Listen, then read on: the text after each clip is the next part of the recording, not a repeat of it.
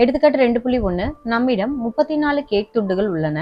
ஒவ்வொரு பெட்டியிலும் 5 கேக்குகள் மட்டுமே வைக்க இயலும் எனில் கேக்குகளை வைக்க எத்தனை பெட்டிகள் தேவை மற்றும் எத்தனை கேக்குகள் மீதம் இருக்கும் என காண்க. ரொம்ப ஈஸியஸ்ட் சம்மு. ஸோ இதெல்லாம் வந்து 5th 6th சம் தான், நம்மளால ஈஸியாக போட முடியும்.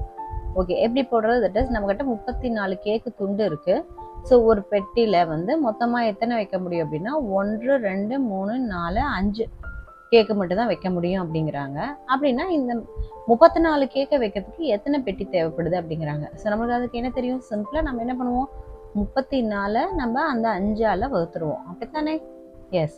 அப்போ எத்தனை டைம் வகுப்போம்? ஸோ 6 5 30, மிச்சம் எவ்வளோ இருக்கக்கூடிய 4. ஸோ அப்போ இங்கே வந்து ஈவுங்கிறது என்னது? 6. அடுத்தது மீதிங்கிறது என்னது இங்கே? ஸோ 4. ஓகேவா? ஸோ அப்போ நம்ம தீர்வு எப்படி எழுதியிருப்போம்? தட் இஸ் 30 கேக்குகளை வைக்க 6 பெட்டிகள் தேவை.